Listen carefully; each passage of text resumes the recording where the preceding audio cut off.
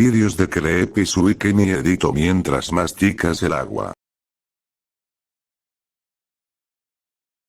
Hola, mis panas. Espero que estén teniendo unas buenas nochecitas, y que los Creepy Suiken y edito les agraden. Ya se la saben, me ayudan mucho con sus likes y sus comentarios en la cajita, así que, dejen abajo sus recomendaciones para títulos de nuevos vídeos o recomendaciones de historias. Los estaré leyendo. Descansen. Tomen agüita. Los quiere.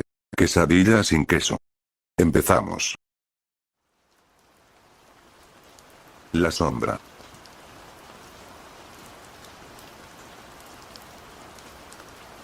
Lo recuerdo bien, tenía apenas 8 años cuando acababa de mudarme a una nueva casa con mi madre. La zona no era la mejor, pero sí bastante tranquila. A menudo tenía que quedarme solo por las tardes, ya que mi madre debía trabajar. Y simplemente nos veíamos en la noche, si ella lograba alcanzarme despierto, pero en la mayoría de los casos no era así.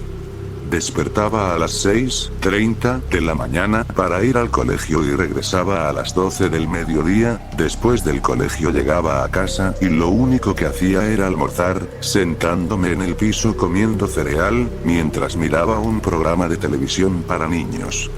No recuerdo bien el nombre de aquel programa, pero me gustaba mucho verlo. La casa era pequeña, tan solo sala comedor, la cocina una puerta trasera y la de entrada, con 2 cuartos. Las construcciones de las casas en ese entonces acostumbraban a poner el baño en uno de los cuartos. Y en el último cuarto, que era en donde yo dormía, se encontraba el baño. Durante varios días consecutivos estuve escuchando un extraño sonido durante la madrugada. Este parecía igual al sonido que producía un columpio hecho con una llanta y sogas al mecerse. Al principio pensaba que el sonido provenía de la casa vecina, pero tardé poco en darme cuenta de que no era así, ya que lo escuchaba mucho más cerca. Un día, después de realizar mis actividades comunes, me quedé dormido. Ya era un poco más de las 11 de la noche, y un ruido no muy común fue la causante de la pérdida de mi sueño. Miré hacia el baño, pero la oscuridad no ayudó bastante, así que me acerqué un poco más y fue ahí detrás de las cortinas de la regadera en donde vi una sombra meciéndose. Esta colgaba de la regadera. Me asusté y regresé a mi cama, en donde tomé mi sábana y me tapé por completo. Cerrando fuertemente los ojos sentí como una presencia comenzaba a acercarse lentamente hacia mí. Días después escuché a mi madre platicando con la vecina. Mi madre le decía que por las noches sentía como una sombra se acercaba a su cama y la observaba dormir. La vecina le contó que años atrás la casa había estado habitada por una familia que tenían muchos problemas entre sí, pero un día la esposa llegó y encontró a su esposo colgado de la regadera.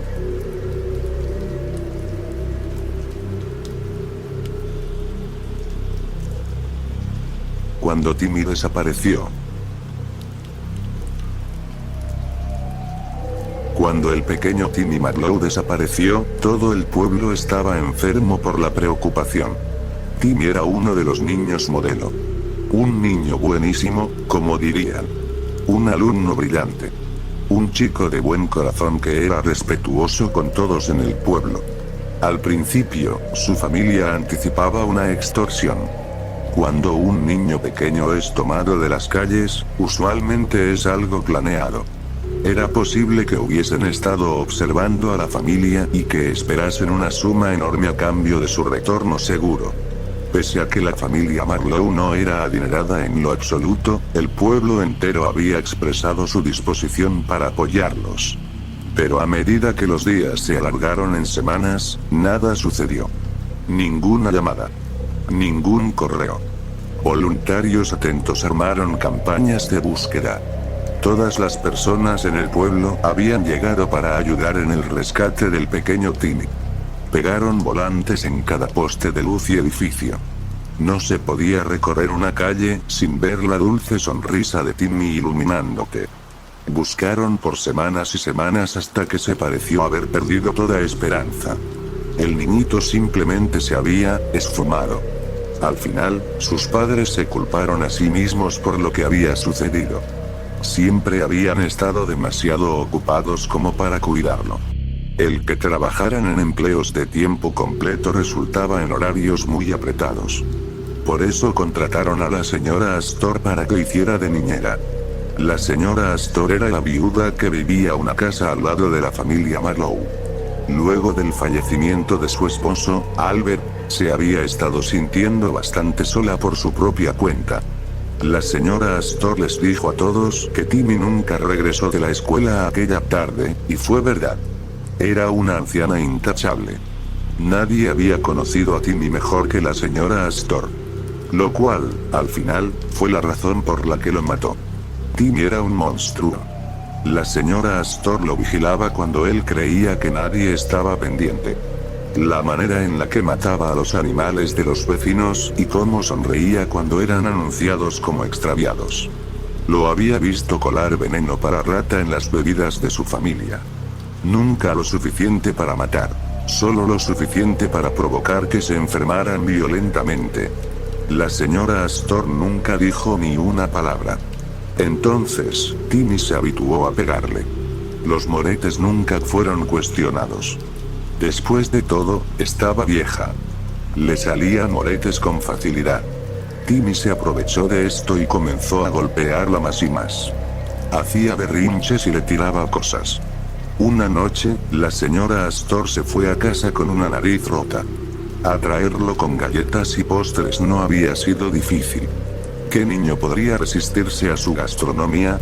Timmy se murió al instante.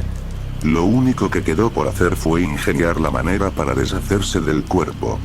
Las personas del pueblo habían creído que la señora Astor era una anciana dulce e inocente. Ella incluso se había ofrecido a preparar comida para las personas dedicadas que querían ayudar en la búsqueda del niño desaparecido. Llegó lista con sus famosos pasteles de carne y limonada, sonriendo gratamente de oreja a oreja. En tanto el equipo de búsqueda disfrutaba de los refrigerios de la señora Astor, no se dieron cuenta de que terminaron encontrando al pequeño Timmy después de todo.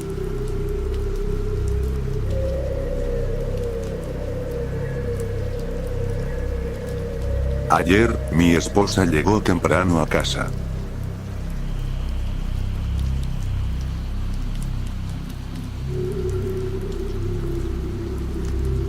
Mi esposa era la hija única y mimada de padres adinerados, que vivían en el área rural de Nueva York. Para ese entonces, habíamos estado casados por 8 meses y las cosas no podían ir mejor. Teníamos una casa propia, trabajos geniales y un par de autos para sellar el sueño americano. Habíamos estado pensando en conseguir un perro, y los planes de hijos tampoco estaban en el futuro distante. Pero las cosas no salieron como lo esperábamos. Una mañana, mi esposa recibió una llamada de la policía informándole que sus padres habían muerto en un accidente vial. Nunca la había visto tan abatida en toda mi vida. Después de la vela y de los funerales, llegaron los crudos trámites legales de los que nadie nunca quiere hablar después de una muerte. Cuando repasamos el testamento, descubrimos que sus padres le habían dejado la hacienda. Una parcela de tierra de 200 acres con una casa de $1.000.000 en el lago. Estábamos sorprendidos, por decir poco.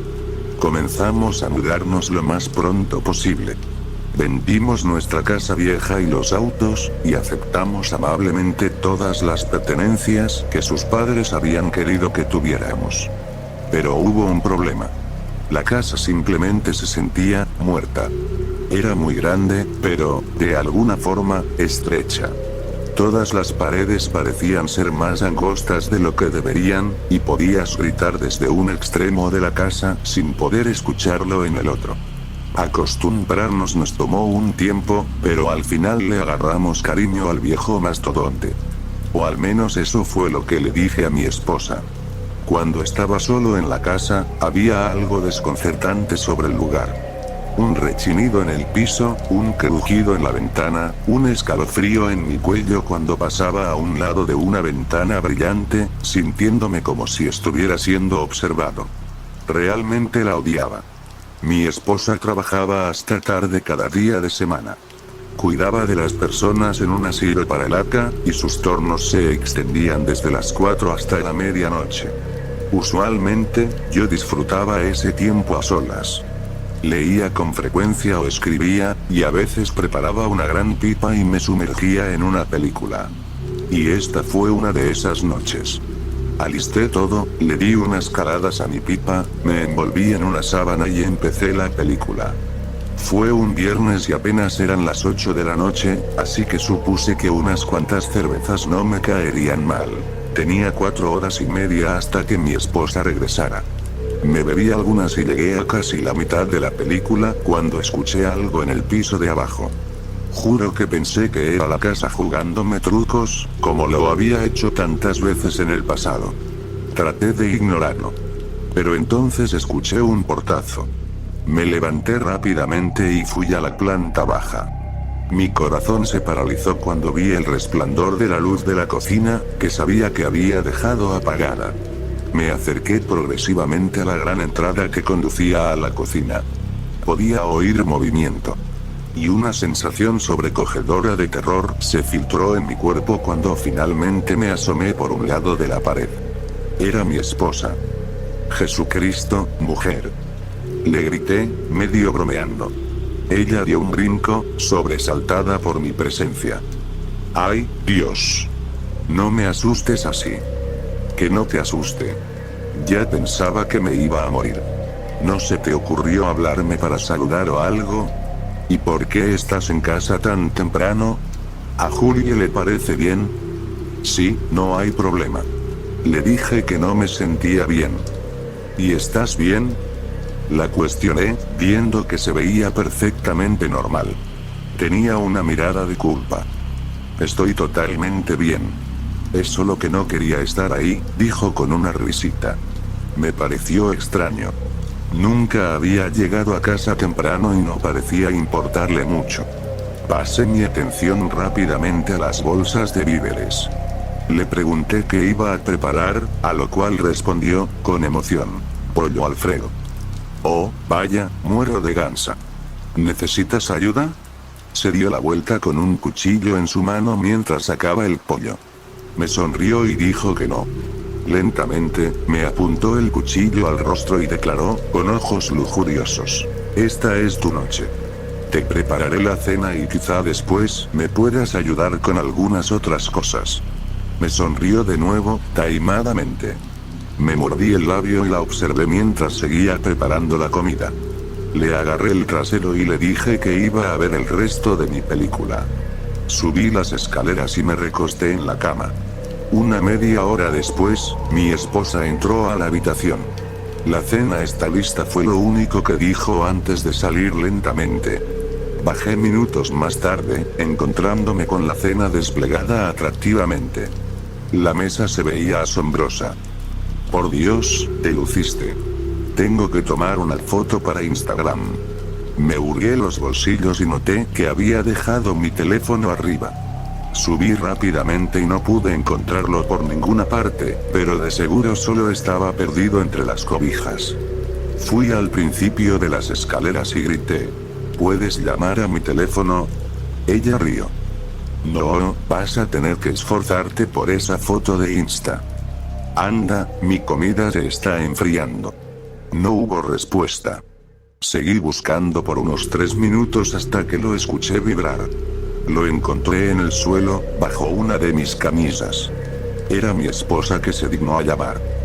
Al fin, dije y colgué la llamada mientras me ponía de pie para ir a la planta baja. El teléfono vibró de nuevo. Mi esposa, de nuevo. ¿Qué quieres? Contesté. Disculpa. ¿Qué fue ese al fin? ¿Y por qué estás siendo tan grosero? No querías llamar a mi teléfono. Perdona que no te pueda llamar siempre que se te ocurra. Estoy en el trabajo. Tengo cosas que hacer, aclaró, soltando un escalofrío por mi médula. ¿Qué acabas de decir? Dije que estoy ocupada. Aún me queda 1 hora de trabajo y solo te llamaba para decirte que te extraño, pero tenías que contestar el teléfono como un cretino. Así que estás diciendo que no estás en casa, en la cocina, repliqué. Ahora mi tono era bajo y tembloroso. Ah, jaja. No estoy en la cocina. Buena esa, río. No, no.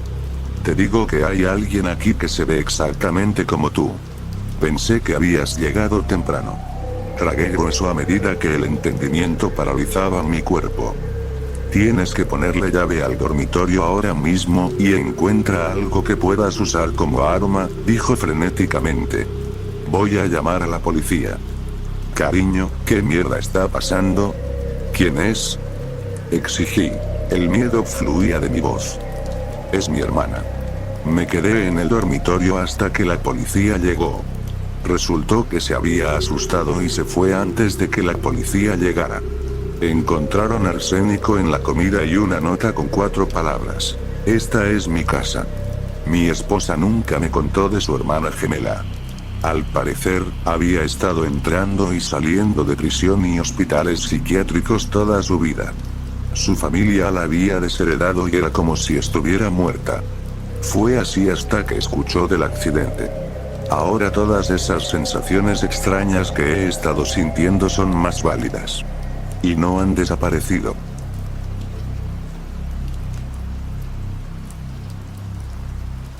El señor que vive en el desván.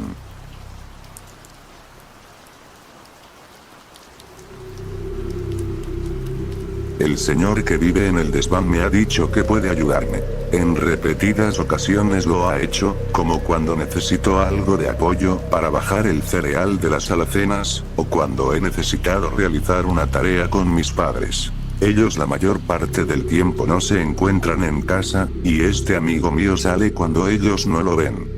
Generalmente solemos jugar con mis figuras de acción o saltamos en los sillones de la sala. Él siempre me ha protegido de cualquier amenaza que se interpone en mi camino, y es por eso que lo he considerado mi actual mejor amigo. Él me dijo que en cierto punto de mi vida dejaría de verme probablemente, y yo a él. Eso me puso triste, en momentos incluso llegué a desear que él se convirtiera en mi padre. Y bueno, lo que sucede es que papá a veces toma una bebida espumosa que lo pone violento con mamá, y cuando no es con ella, es conmigo. Ha tirado de mi cabello sin razón alguna, y a veces por las noches, he visto que despierta a mamá regañándola y apurándola para preparar algo de comer. Una de esas tantas veces, papá me dejó un moretón y un rasguño en el brazo, y me fui a la cama triste sin poder siquiera despedirme de mi amigo. Solía hacerlo todas las noches, y aunque mamá me decía que el señor de desván no era real, yo sabía que sí. En fin, me metí en mis sábanas que estaban mucho más frías de lo normal, y mientras me quedaba dormido escuché los sollozos de mamá. Eso me puso aún más triste y comencé a llorar.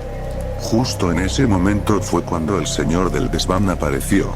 No pude verle y ni siquiera me había dado cuenta de que había entrado a mi habitación. Él deslizó uno de sus largos dedos por mi pequeño rostro y limpió un poco mis lágrimas. Se acercó a mí, pude sentir su calor y pesadez, y sin quitarme la sábana de la cara, me susurró. ¿Necesitas ayuda? Le dije que sí, y me atreví a abrazar uno de sus brazos.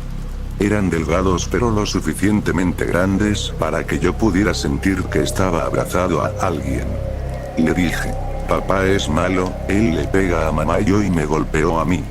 El señor del desván me abrazó con la mano que tenía disponible, sentí el filo de sus garras rozando suavemente mi cobija y después, me recostó sobre la cama. Comencé a sentir un sueño bastante pesado, y por arte de magia comenzaba a quedarme dormido. Mientras tanto, a la lejanía, podía escuchar los gritos de súplica y perdón de papá, y a la mañana siguiente, papá no se encontraba por ningún lado. Creo que mi mejor amigo fue a regañarlo por su mal comportamiento conmigo y con mamá, pero, me alegro mucho de tener un mejor amigo.